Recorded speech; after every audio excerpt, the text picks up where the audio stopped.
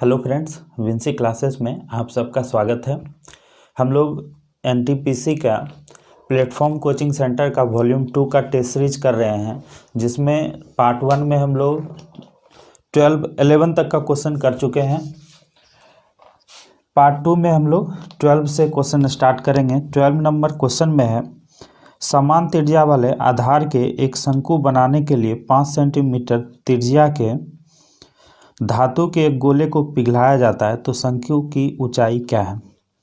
देखिए, एक शंकु बनाने के लिए 5 सेंटीमीटर के धातु के गोला को पिघलाया जाता है। तो गोला को पिघलाया जाता है और उसे शंकु बनाया जाता है। तो हम लोग जानते हैं कि जो चीज़ पिघला करके दूसरा चीज़ बनाया जाता है, तो दूसरा जो नया चीज़ बनाया जाता है उसका आयतन और पहले वाले का आयतन, दोनों का आयतन बराबर होता है।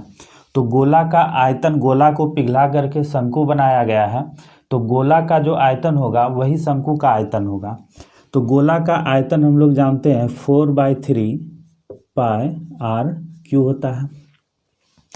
और इसमें बोला जा रहा है कि समान त्रिज्या वाले, तो मतलब जो इसका त्रिज्या है, इसका जो आर है वही शंकु का भी आर है, 1/3 पाई are square into H.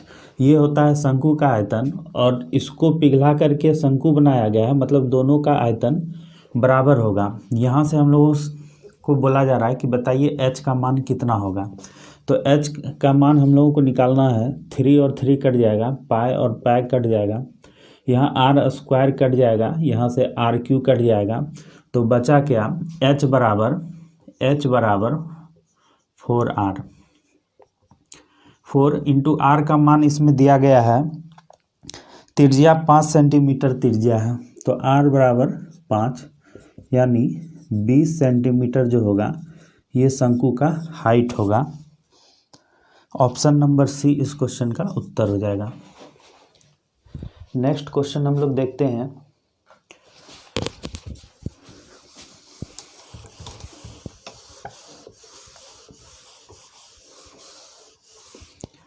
Next question है 13 नंबर में, एक त्रिभुज का आधार 6√3 सेंटीमीटर है और उसके दोनों आधार कोण 30 डिग्री और 60 डिग्री है। एक त्रिभुज है, एक ट्रायंगल है। इस ट्रायंगल में बोला जा रहा है कि एक एंगल जो है ये 30 डिग्री है, इसको मान लेते हैं ए बी और सी। एक ट्रायंगल है जिसमें से एक 30 डिग्री है, दूसरा 60 डिग्री है। तो हम लोग जानते हैं अगर एक 30 डिग्री है और एक 60 डिग्री है, और त्रिभुज के तीनों कोनों का जो माप होता है वो 180 डिग्री होता है, तो ये दोनों मिलके 90 डिग्री हो गया। तो ये कितना हो जाएगा, ये 90 डिग्री हो जाएगा। इसके बाद क्वेश्चन में बोला जा रहा है कि उस त्रिभुज की ऊंचाई कितनी होगी। इस त्रिभुज की ऊंचाई, इसका हाइट पूछा जा रहा है कि बताइए इसका हाइट कितना होगा। इसको हम लोग मान लेते हैं डी। और इसमें कुछ दिया गया, त्रिभुज का आधार 6√3।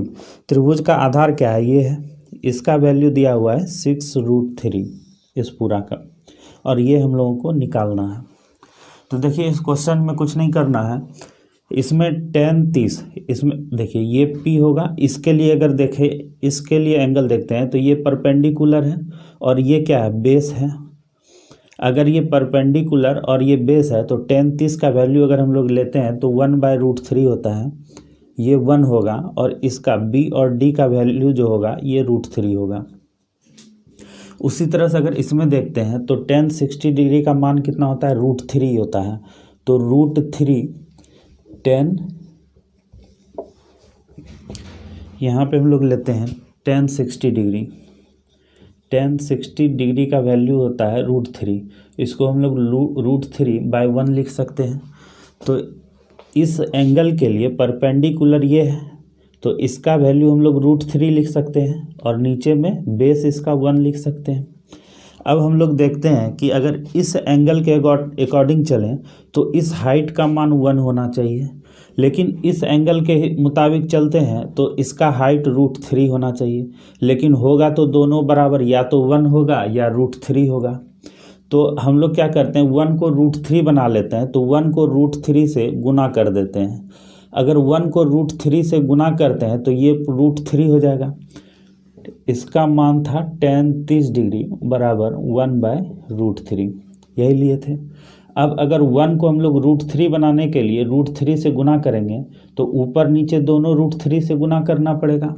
तो नीचे में √3 है तो इसको भी √3 से गुना करना पड़ेगा। तो ये हो जाएगा कितना, 3 हो जाएगा। अब देखिए दोनों का हाइट जो है, दोनों के मुताबिक दोनों का हाइट √3 हो गया। अब यहाँ पे अगर हम लोग बेस की बात करें तो बेस यहाँ पे 3 हो गया। यहाँ पर जो है BD का लंबाई कितना हो गया, 3 हो गया, √3 गुना √3। और DC का लंबाई कितना हो गया, 1 यूनिट हो गया। तो टोटल कितना हो गया, 4 यूनिट। अब 4 यूनिट और यहाँ पे टोटल दिया कितना है, 6√3। मतलब हम लोग बोल सकते हैं 4 यूनिट बराबर 6√3। तो 1 यूनिट का वैल्यू कितना होगा, 1 यूनिट बराबर हो जाएगा 6√3/4। हम लोगों को पता क्या करना है, हाइट कितना है, √3। तो √3 यूनिट बराबर कितना हो जाएगा, तो √3 यूनिट बराबर हम लोग बोल सकते हैं 6√3/4 इंटू √3। ये कट जाएगा 2 से 3 बार में और ये कट जाएगा 2 बार में। तो ये कितना हो जाएगा, √3 गुना √3 3 हो जाता है। तो 3 इंटू 3 यानी 9, 9/2 यानी 4.5 सेंटीमीटर में है। सेंटीमीटर में लेंथ दिया हुआ है तो 4.5 सेंटीमीटर, ये इस क्वेश्चन का उत्तर हो जाएगा। 13 का बी नंबर ऑप्शन हो जाएगा, 13 का बी। नेक्स्ट क्वेश्चन हम लोग देखते हैं 14 नंबर।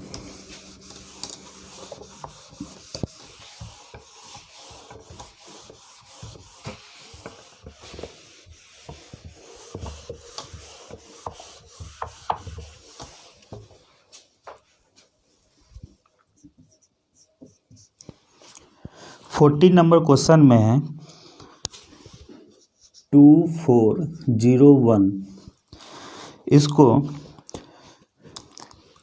2401 के साथ ऐसी कौन सी न्यूनतम संख्या को जोड़ा जाना चाहिए ताकि योग 14 से पूरी तरह से विभाज्य हो। देखिए इस संख्या को कौन सी सबसे छोटी संख्या से भाग दिया जाए ताकि जो इसमें कौन सी संख्या 2401 में कौन सी सबसे छोटी संख्या जोड़ा जाए ताकि यह 14 से पूरा भाग लग जाए। तो इसको सॉल्व करने का एक तो तरीका ये है कि इसको आप 14 से भाग दे दीजिए।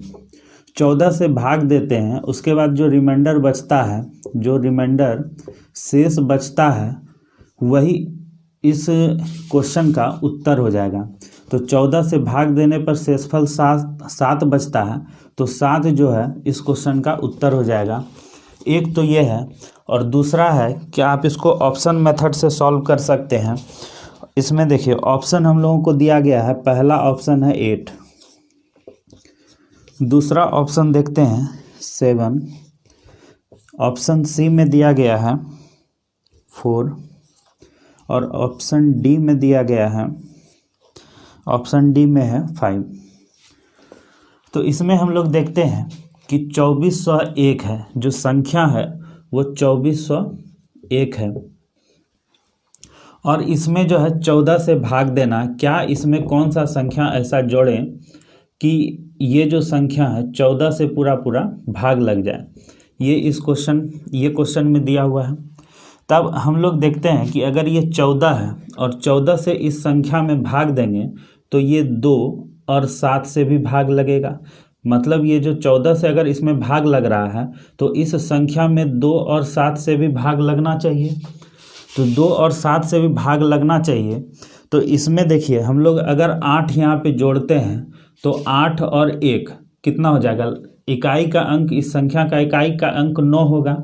और 9 अगर होता है, इकाई का अंक अगर 9 होता है इसको 2 से भाग देंगे तो ये क्या पूरा पूरा कटेगा? कभी नहीं कटेगा। तो ये ऑप्शन तो कट गया। रहा 7। अब 7 अगर यहाँ पे अगर 7 हम लोग देखते हैं तो 7 एक यहाँ पे 8, 2 से पूरा पूरा कट जाएगा। तो ये 2 से कट रहा है। पहले हम लोग देख रहे हैं कि कौन सा संख्या 2 से कट रहा है। तो ये इस क्वेश्चन का ये ऑप्शन इस क्वेश्चन का उत्तर हो सकता है। अगर हम लोग 4 रखेंगे तो 4 1 5, ये सब लिखना नहीं है एग्जाम में। ये सब जो है मन में ये सब सोचना है कि अगर 8 रखेंगे तो 8 1 9, 9 को 2 से भाग देंगे तो पूरा पूरा नहीं कटेगा। 4 रखेंगे तो 4 1 5, ये भी विषम संख्या हो जाता है, ये नहीं कटेगा। 2 से भाग लगने के लिए 0 2 4 6 8 सम संख्या होना जरूरी है। 5 अगर रखते हैं तो 5 1 6, इकाई का अंक इस संख्या में 6 आ जाएगा। अगर यहाँ पे हम लोग 5 रखेंगे तो यहाँ पे इकाई का अंक 6 होगा और वो 2 से भाग लग जाएगा। मतलब ये भी इस क्वेश्चन का उत्तर हो सकता है, अभी हुआ नहीं है, हो सकता है। अब जो यहाँ पे हम अगर 5 रखते हैं तो ये जो बनेगा ये कितना हो जाएगा? 2406। और इसको अगर 14 से भाग लगाना है तो ये 7 से भी भाग लगेगा। अगर 7 से ये भाग लग रहा है तो देखिए 7 से अगर भाग देते हैं तो कितना बार में? 3 बार में लगेगा। पहले 21 इसमें माइनस हो जाएगा तो 30 से फिर 7 चौक 28 2 26 बच रहा है, फिर 3 बार में। तो मतलब 5 जो है शेष बच जा रहा है, मतलब पूरा पूरा भाग नहीं लग रहा है। मतलब ये भी इस क्वेश्चन का उत्तर नहीं हो सकता है। तो बचता है केवल बी ही इस क्वेश्चन का उत्तर होगा। तो इस तरह से भी हम लोग सॉल्व करके देख सकते हैं। नेक्स्ट क्वेश्चन हम लोग देखते हैं।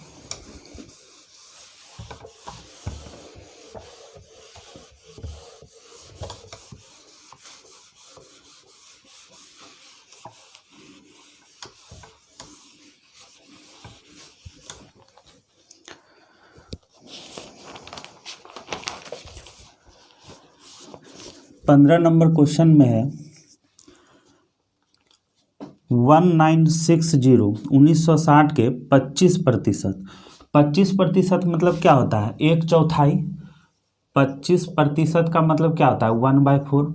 तो 1960 का 1/4 कितना हो जाएगा? तो 4 से अगर डिवाइड करेंगे इसमें तो कितना हो जाएगा? 4 चौक 16, 4 9 36, 490 में कौन सी संख्या जोड़ी जाए? इसमें कोई संख्या एक x मान लेते हैं कि इसमें जोड़ा जाता है और ये 2480 का 45% हो जाए।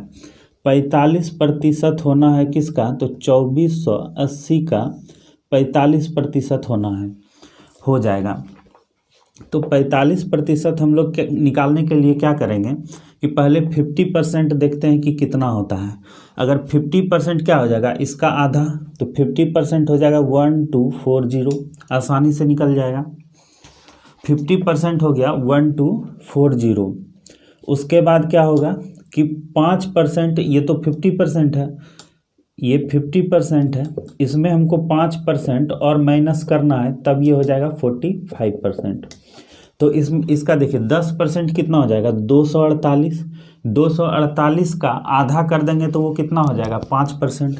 तो 248 का आधा कितना होता है? 124। ये इसमें हम लोग माइनस कर देते हैं तो 10 में 4 गया 6, यहाँ पे बच जाएगा 3 में 2 गया 1, और यहाँ पे हो जाएगा 1 1, मतलब 1116। 1116। तो यहाँ से हम लोग x का वैल्यू निकाल सकते हैं 1116 माइनस 490, ये हो जाएगा 6 2 626। 626 इस क्वेश्चन का उत्तर हो जाएगा, option number C.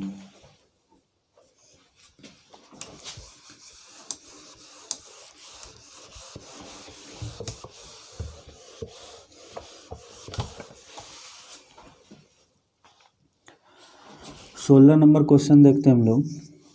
16 number question में है कि 60 लीटर के मिश्रण में दूध और पानी का अनुपात 2:1 है।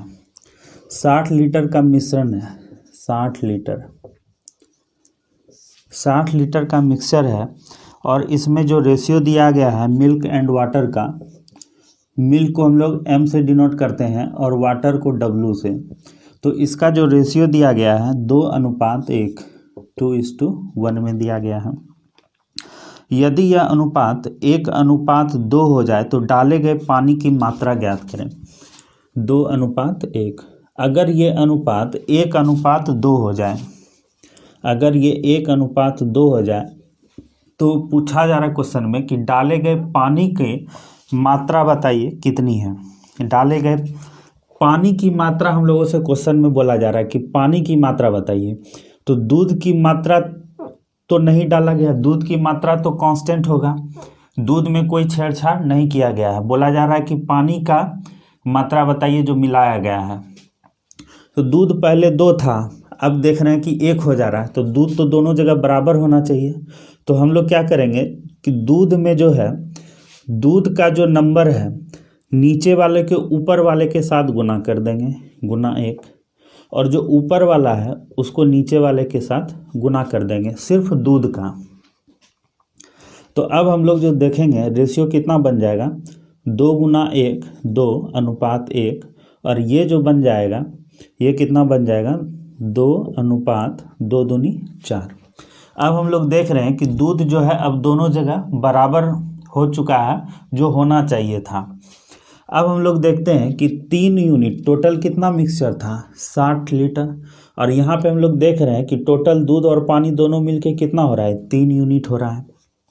3 यूनिट, इसका वैल्यू दिया हुआ है कितना, 60 लीटर। तो 1 यूनिट बराबर कितना हो जाएगा, 20 लीटर। हम लोगों से पूछा जा रहा है कि कितना पानी मिलाया गया है। तो पानी पहले 1 था, अब 4 हो गया, तो कितना मिलाया गया, 3 यूनिट पानी मिलाया गया है। तो 3 यूनिट का वैल्यू कितना हो गया, 3 यूनिट का वैल्यू 60 लीटर यहाँ पे लिखा हुआ है, मतलब 60 लीटर इसमें पानी मिलाया गया है। Option number D, option number D इस क्वेश्चन का उत्तर हो जाएगा।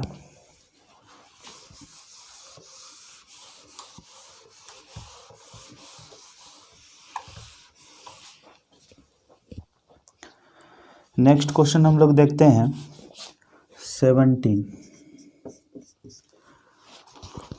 17 नंबर क्वेश्चन में है कि 12 वर्ष पहले एक पिता की आयु उसके पुत्र की आयु की 4 गुनी थी। फादर को हम लोग एफ से डिनोट करते हैं और सन को एस से। तो पिता की उम्र जो है पुत्र की आयु की 4 गुनी थी, तो पुत्र की आयु को हम लोग 1 मान लेते हैं। तो पिता की आयु 4 गुनी, 1 का 4 गुना मतलब 4 हो जाएगा, लेकिन ये है 12 ईयर्स एगो है, 12 ईयर्स एगो, ये 12 साल पहले की बात है।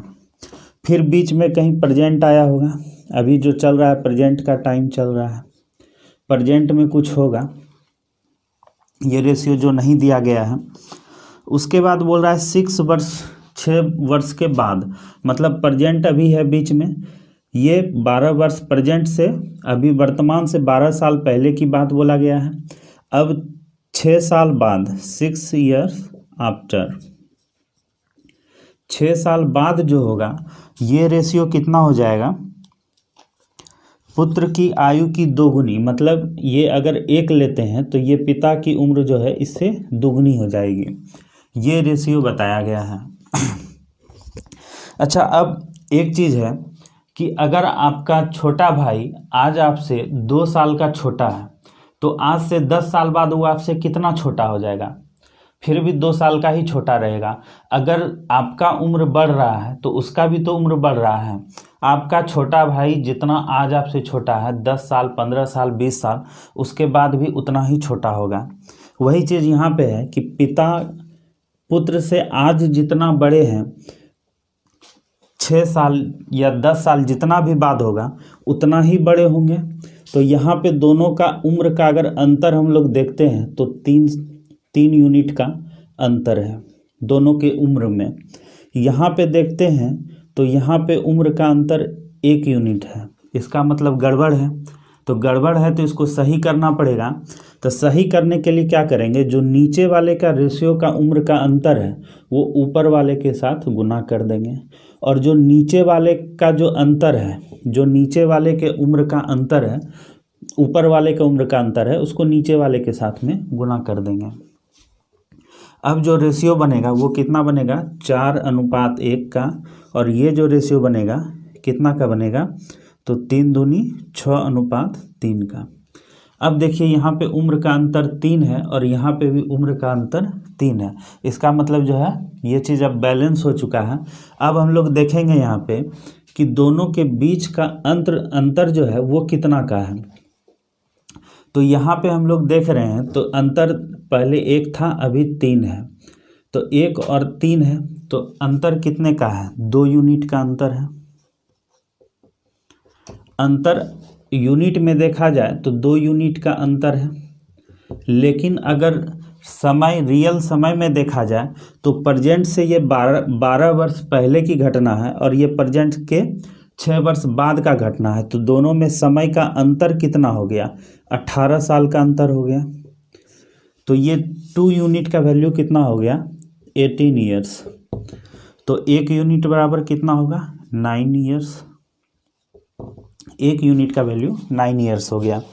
हम लोगों से क्वेश्चन में पूछा जा रहा है कि पुत्र की वर्तमान आयु ज्ञात करें। तो पुत्र की वर्तमान आयु हम लोगों को निकालना है। तो यहाँ पे 1 यूनिट बराबर 9 साल है, तो 3 यूनिट बराबर कितना होगा, 9 तिया 27, मतलब 27 ईयर्स। और ये कितना है, वर्तमान से, ये जो नीचे वाला है ये वर्तमान से 6 साल बाद की घटना है। तो प्रेजेंट में जो होगा, प्रेजेंट में पुत्र की आयु कितना होगा, तो 27 में 6 माइनस कर देंगे तो कितना हो जाएगा, 21। मतलब अभी जो वर्तमान में है पुत्र की आयु 21 साल है, 21 ईयर। इसमें हम लोग देखते हैं तो ऑप्शन नंबर सी इस क्वेश्चन का उत्तर हो जाएगा। नेक्स्ट क्वेश्चन हम लोग देखते हैं।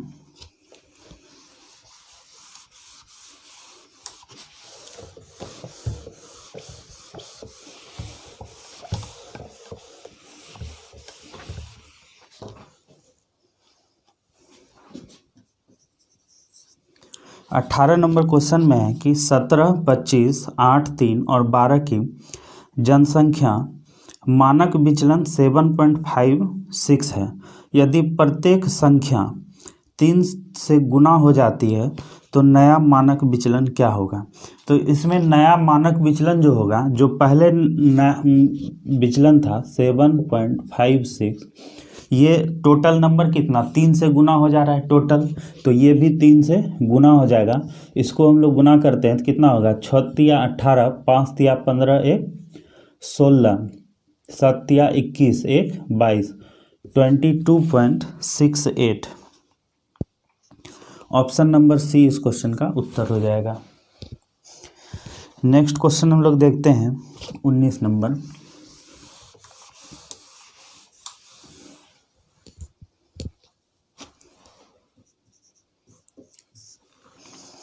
उन्नीस नंबर क्वेश्चन में है कि अगर 378 सिक्कों में टोटल जो कॉइन है, टोटल कॉइन्स जो है 378 है, टोटल सिक्कों की संख्या 378 है, जिसमें से क्या है कि 1 रुपया 50 पैसा और 25 पैसा का सिक्का है। 1 रुपया 50 पैसा और 25 पैसा का सिक्का है, जिसकी कीमत का अनुपात 13, 11 और 7 है। कीमत यानी वैल्यू, जो इसका वैल्यू है 13, 11 और 7 है, 7। तो इसका वैल्यू जो है 13 है। तो नंबर ऑफ कॉइन्स जो होता है, नंबर ऑफ कॉइन्स, ये कितना होगा, 1 रुपया का सिक्का है और ये सिक्का मेरे पास 13 गो 1 रुपया का सिक्का है। तो कितना सिक्का का जरूरत हमको पड़ेगा कि ये 13 सिक्का हो जाए। तो 13 रुपया इसका वैल्यू पुराने के लिए मेरे पास 1 रुपये का 13 सिक्का होना चाहिए, तब इसका जो वैल्यू होगा 13 रुपये का होगा। उसी तरह से 11 रुपया का वैल्यू है, 11 रुपया हमको पुराना है, तो 50 पैसा का कितना सिक्का का जरूरत हमको पड़ेगा।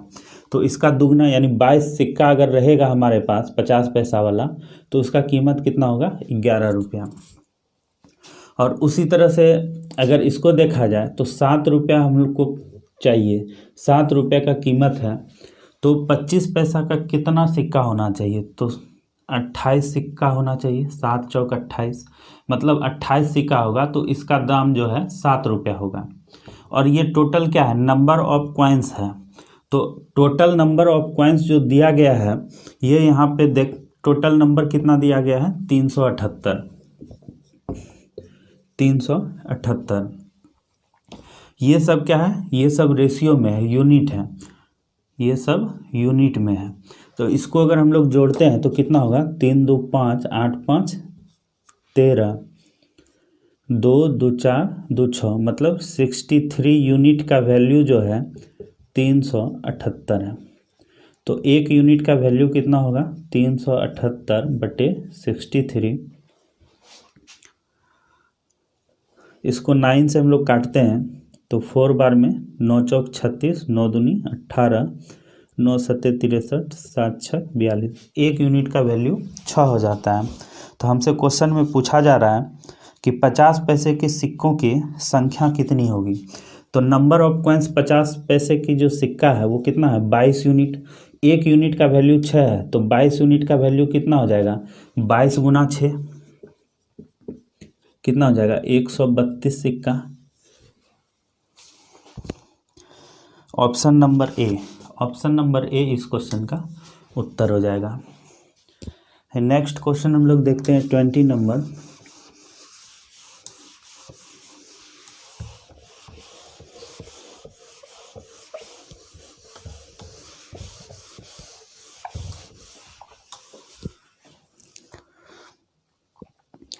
एक कार 48 किलोमीटर प्रति घंटा की गति से 10 घंटे में एक निश्चित यात्रा तय कर सकती है। 48 किलोमीटर प्रति घंटा की गति से 10 घंटे में एक निश्चित यात्रा तय करती है। तो टोटल जो हम लोग देखते हैं दूरी, टोटल दूरी कितना हो जाएगा? दूरी बराबर क्या होता है? चाल गुना समय। चाल कितना है? 48 किलोमीटर प्रति घंटा, और इसको 10 घंटे में तय करती है, मतलब 480 किलोमीटर की दूरी तय किया जाता है। तो बोला जाता है कि उसी दूरी को, मतलब 480 किलोमीटर को 8 घंटे में तय करने के लिए कार को अपनी गति कितनी बढ़ानी होगी, कितना इंक्रीज करना होगा। तो इसको हम लोग अगर समय निकालते हैं, अगर इसका चाल हम लोग निकालते हैं तो दूरी कितना है? 480, और इसको 8 घंटे में कंप्लीट करना है, 8 घंटे में तय करना है। तो चाल जो होगा वो कितना हो जाएगा? 8 छक 48, यानी 60 किलोमीटर प्रति घंटा के चाल से चलना होगा। पहले किस चाल से जा रहा था? 48। अब जाना किस चाल से होगा? 60 किलोमीटर प्रति घंटा। तो जो चाल को इंक्रीज करना होगा, जो इंक्रीज वेलोसिटी को जो इंक्रीज करना होगा, कितना इंक्रीज करना होगा? तो 60 माइनस 48, यानी 12 किलोमीटर पर आवर जो है ये वेलोसिटी इंक्रीज करना होगा। तो इस वीडियो में हम लोग 20 नंबर क्वेश्चन तक सॉल्व कर चुके हैं। पार्ट 3 में हम लोग 21 से 30 नंबर क्वेश्चन तक सॉल्व करेंगे। तो मिलते हैं नेक्स्ट वीडियो में।